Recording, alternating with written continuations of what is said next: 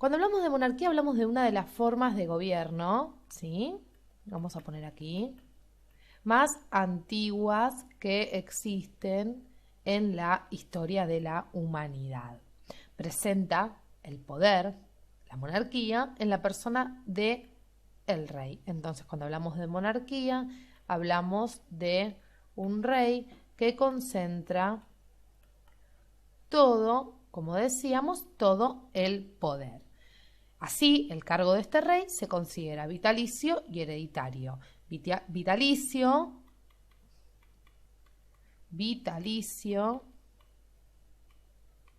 y hereditario.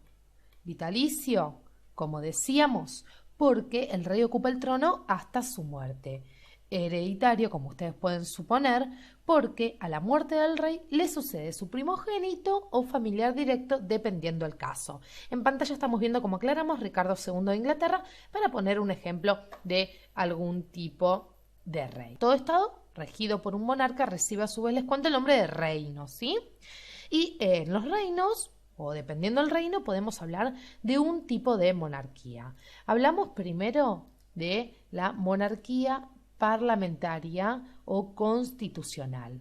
Aquí los poderes del rey, es decir, el rey encuentra su poder limitado en función de la intervención del Parlamento en dicho reino. Recordemos, monarquía parlamentaria. Entonces, el Parlamento limita el poder de este rey. Asimismo, la Constitución es la que encamina el ejercicio y el límite de poder. Entonces, vamos a poner aquí Constitución. Recuerden que tenemos varios videos con respecto a la Constitución. En esta monarquía los poderes se dividen en ejecutivo, legislativo, judicial, y cada uno desde su lugar va a controlar a este rey que es el que maneja el reino de alguna manera, la cabeza del reino, amén del diferente control que reciba. Vamos a ir con otro tipo de monarquía, como estamos viendo aquí, la monarquía autoritaria. Nos referimos a un tipo de monarquía muy presente, sobre todo, les cuento, en la antigüedad, en la cual el rey concentraba todo el poder. Entonces, el rey concentraba todo el poder y gobernaba autoritariamente, ¿sí? Sobre todo, como lo dice su nombre, sobre el territorio que pertenecía a su reino, incluso imponiendo el pago obligatorio de impuestos a sus súbditos. En todos estos casos de monarquía absoluta o autoritaria, el rey posee todo el poder basándose en la idea de legalidad divina, de herencia y legalidad divina, es decir, que el poder del rey proviene de la divinidad, es decir, de Dios, y también por herencia. Y tan solo uno, es decir, tan solo el rey, debe de rendir cuenta de sus actos ante Dios, lo cual, claro está, nos lo indica el mismo nombre de este tipo de monarquía. Vamos a hablar de un rey autoritario y que poco límite tiene en su poder. Vamos con el otro tipo de monarquía, y aquí es muy curioso porque vamos a hablar de la monarquía híbrida. Este tipo de monarquía sería un punto medio entre las dos anteriores, entre la constitucional o parlamentaria y la autoritaria, donde encontramos un monarca con poder absoluto, es decir, hablamos de un rey con poder absoluto, pero a su vez permite la intervención de la Constitución. Entonces, más la Constitución, ¿sí? Si bien hablamos de un poder absoluto, no hablamos de una monarquía autoritaria, sino que se puede intervenir la Constitución. Es decir, el rey no concentra de forma absoluta el poder, como veíamos anteriormente. Ejemplos de monarquías hoy en día encontramos, por ejemplo, en el Reino Unido, incluso en España, por citar algunas quizás de las más renombradas, como también en Dinamarca. Estas son monarquías constitucionales, ¿sí? Atentos con esto, basadas en un sistema democrático de gobierno y en las cuales el papel del reino es sobre todo protocolar. El término fascista es un término bastante esquivo y un poco complicado. eh, porque la experiencia histórica demuestra, por la experiencia italiana con Mussolini y la experiencia alemana con Hitler, que nadie quiere ser fascista y que aún aquellos que participan de esa ideología, de esa concepción, de esa cosmovisión social y política, puede ser que estén muy identificados ideológica y políticamente con esas ideas, con ese comportamiento político, pero nunca van a aceptar que son fascistas.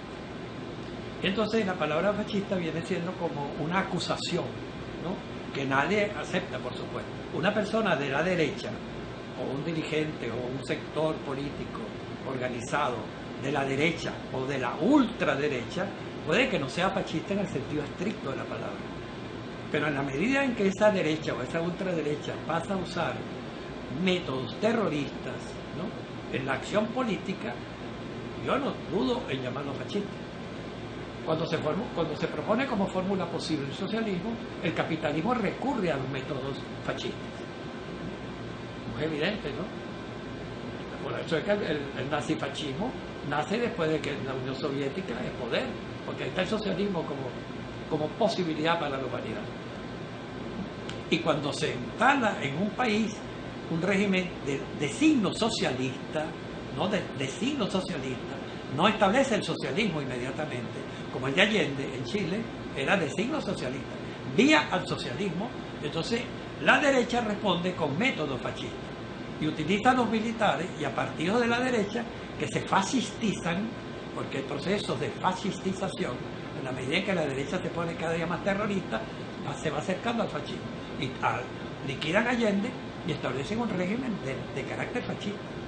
Todo el mundo no es fascista, toda la derecha no es fascista. Toda forma de lucha política contra el socialismo no es fascista, pero en la medida en que utiliza este sistema, esta forma terrorista, se acerca a comportamientos fascistas. El fascismo, vamos a decirlo rápidamente, fue un movimiento político que se desarrolló en Italia, ¿sí?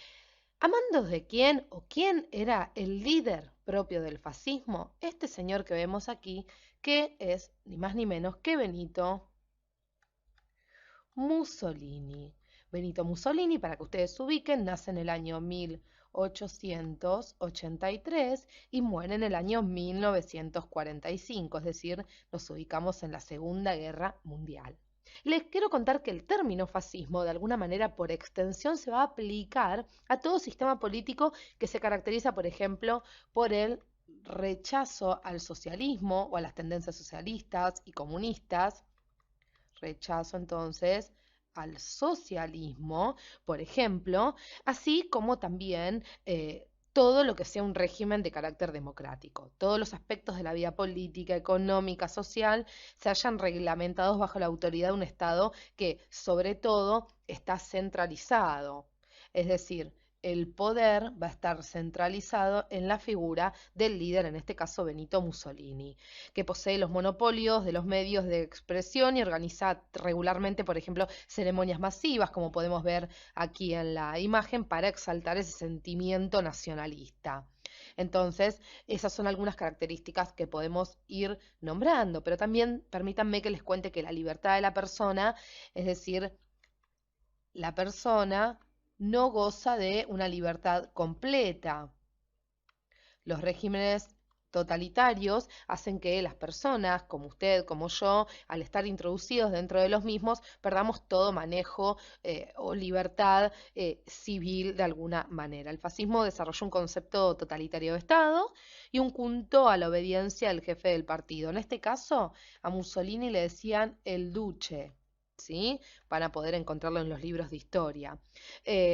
Concentraba entonces el duce todo el poder, centralizado su poder. Por ejemplo, la Cámara de Senadores no tenía poder y la de Diputados fue suprimida en el año 1939, por ejemplo. Italia ya no contaba con una Cámara de Diputados, sustituida por una Cámara de Espacios y corporaciones, porque lo que tenía el fascismo es que tenía un régimen corporativista. El partido fascista, por último, lo estamos viendo aquí con esta imagen. Último datito importante. Era un partido único, si no se admitía la existencia de ningún otro partido que no sea el partido fascista, que se encargaba de la propaganda, como decíamos, y del mantenimiento del orden social por medio ni más ni menos que de la milicia. El fascismo viene de la palabra fascio. Fascio es un instrumento que se utilizó en la antigua Roma, allá antes del Imperio Romano, que simboliza el poder de los gobernantes en aquel tiempo. Los fascios, unas varas entrelazadas y con una hacha. Cayo Julio César lo utilizó, el fascio, símbolo de poder de los gobernantes. El fascio, Benito Mussolini lo trae, ese símbolo, y le da nombre a su ideología, doctrina político-militar, el fascismo. El fascismo no es más que el poder de un Estado junto con una oligarquía, junto con la Iglesia Católica. Todo reunido en una sola sopa, pues. La élite, la oligarquía, el Estado, los militares y la Iglesia Católica, el ingrediente de la religión. Porque en aquellos tiempos estaba otra ideología, el comunismo, poder para los trabajadores y los campesinos. Entonces la oligarquía junto a la Iglesia Católica y los militares fascistas crearon el fascismo. Igual fue con el nazismo, allá en la Alemania. Entonces son ideologías contrarias a la humanidad. No permiten otro tipo de pensamiento político. Los comunistas, los evangélicos, eran desterrados en campos de concentración. Entonces el fascismo es una política, una ideología, doctrina militar en donde sus intereses no son correspondidos. De cualquier manera se utilizan todos los métodos posibles de violencia y de muerte para llegar al poder. Todas las dictaduras fascistas de la América, de Argentina, de Pinochet, de Videla, han sido fascistas, apoyadas por un imperio norteamericano, una oligarquía y una iglesia católica y una élite de militares, como sucede aquí en Colombia, ahí mismito, una élite, más de 60.000 desaparecidos, 200.000 muertos. Entonces aquí en nuestra revolución, en 16 años de revolución, el fascismo ha intentado con todos los métodos posibles de violencia llegar al poder, crear el caos y la anarquía. El fascismo es la muerte, todo lo contrario de la humanidad. Así pasó allá en Chile cuando bombardearon el Palacio de la Moneda. Todo lo contrario de la solidaridad, de la fraternidad, del verdadero pueblo, el trabajador, el campesino, el pescador, el estudiante. El fascismo es todo lo contrario a los intereses de un colectivo. Es un instrumento de muerte. Odian hasta los libros. Es un grupo élite militar, como sea. La solución de ello es la muerte. La muerte. Solamente vean en los Twitter de los escuálidos que mandan a asesinar a chavistas. Ahorita en las guarimbas usaron todos los métodos posibles, guayas, bombas en embajadas, explosiones, saboteos, paramilitares, paro petrolero, paro económico, contrabando de extracción. No les importa nada. Por cierto, en Estados Unidos utilizan esa simbología ahí en el Congreso, al lado de la bandera, dos fascios. Es un imperio fascista, sin querer queriendo. Ellos son fascistas, pero no pasarán. Un pueblo consciente, con una ideología de Bolívar, chavista, y se llevaron un vainón, porque no son nuestros militares fascistas, son militares que están al lado del pueblo.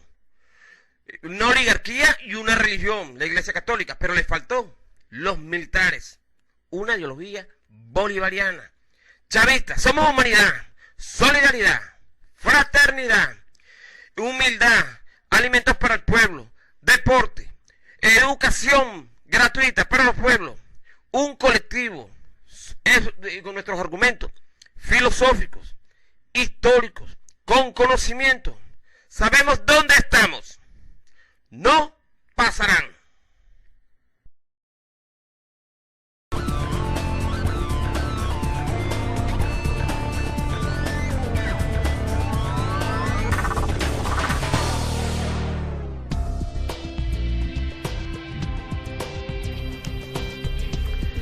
Democracia en el mundo. A partir de los cambios que, como recordarán, fueron originados por la famosa Revolución Francesa, el sistema democrático es considerado como el más acorde de los ideales de un Estado. En sentido clásico, desde la Grecia antigua, en Atenas, se asoció a la participación directa del pueblo en el poder.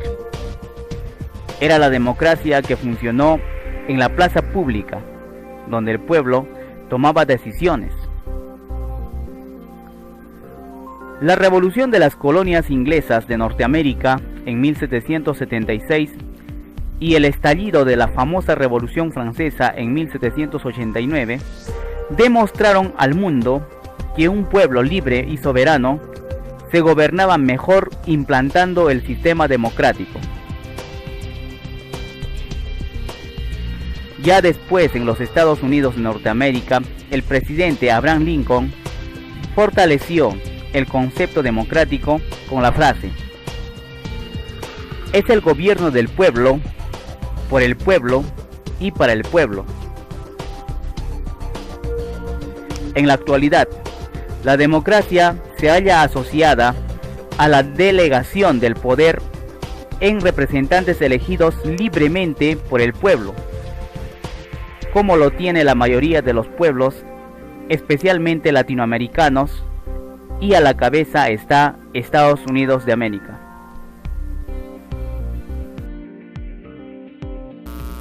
Formas de democracia. La democracia como régimen político es aquel que promueve la participación ciudadana en la toma de decisiones. Es la forma actual preferida.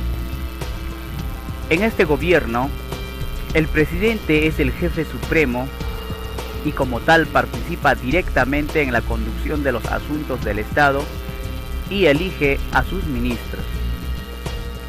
El presidente representa a la nación, tanto dentro como fuera del país. De acuerdo a la intervención del pueblo, el gobierno democrático puede ser elegido en forma directa. Es cuando el pueblo decide en forma inmediata la elección de sus gobernantes. Se realiza en países pequeños como Suiza y nos hace recordar a la democracia de Atenas, en donde el pueblo reunido en la plaza pública decidía la destitución de un funcionario. Indirecta es el gobierno representativo, es decir, el pueblo soberano, por medio de sufragio, elige a sus representantes, delegándole su autoridad y gobierne en su nombre. Federal es cuando el Estado se divide en estados autónomos con autoridades y leyes propias, pero no pierde su dependencia del gobierno central. Por ejemplo, Estados Unidos, México.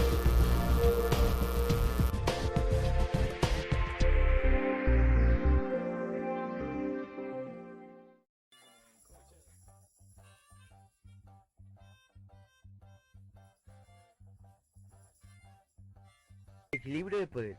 El equilibrio de poder en las relaciones internacionales o equilibrio de potencias es una situación política internacional en la que cada estado intenta mantener el denominado statu quo o al menos una situación aproximada al equilibrio en sus relaciones con otros estados, a efectos de prevenir el ejercicio en exclusiva del poder por alguno de ellos en particular. Características. Ningún poder del estado se superpone a otro. Cada poder del estado abarca lo suyo sin intervenir en otros temas. Participación. Es el conjunto de acciones o iniciativas que pretenden impulsar el desarrollo local y la democracia participativa, a través de la integración de la comunidad al ejercicio de la política. Características. Interviene el pueblo y el Estado. Está ligado a decisiones del Estado. Estado de Derecho. El Estado de Derecho está formado por dos componentes: el Estado, como forma de organización política, y el derecho, como conjunto de las normas que rigen el funcionamiento de una sociedad. En estos casos, por lo tanto, el poder del Estado se encuentra limitado por el derecho. Características. La ley debe ser el mandato fundamental. Deben garantizarse todos los derechos y libertades. La administración debe encontrarse limitada por la ley. Igualdad. La igualdad social es una situación social según el cual las personas tienen las mismas oportunidades o derechos en algún aspecto, así para que todos tengan las mismas oportunidades en una sociedad y vivir equitativamente en paz. Características. La ley debe ser el mandato fundamental. Deben garantizarse todos los derechos y libertades. Soberanía popular. La soberanía es el poder absoluto de un Estado que emana del pueblo o de la voluntad general y que se ejerce a través de las instituciones de dicho Estado sin influencias, mandatos o consignas de otros Estados, organizaciones o de cualquier elemento ajeno. Características. Lo tiene el pueblo. No intervienen poderes del Estado directamente. Parlamentarismo, que es un sistema o hace referencia a un sistema de gobierno. Entendemos este sistema de gobierno como aquel que surge en Inglaterra, en el cual el Parlamento participa en forma exclusiva en la dirección de los asuntos del Estado. Entonces, cuando hablamos de Parlamento, hablamos de su participación directa en los asuntos del Estado, entendiendo al mismo tiempo que tanto la conformación de un gobierno como su duración en el tiempo pertenecen al consentimiento de la mayoría parlamentaria. Y la Cámara Baja, la Cámara de los Comunes, que representa al pueblo. Con la excepción de la inglesa, les cuento, en todos los países con sistemas parlamentarios, los miembros de la Cámara Alta surgen, ellos, de procesos electorales, es decir, de elecciones o sufragio.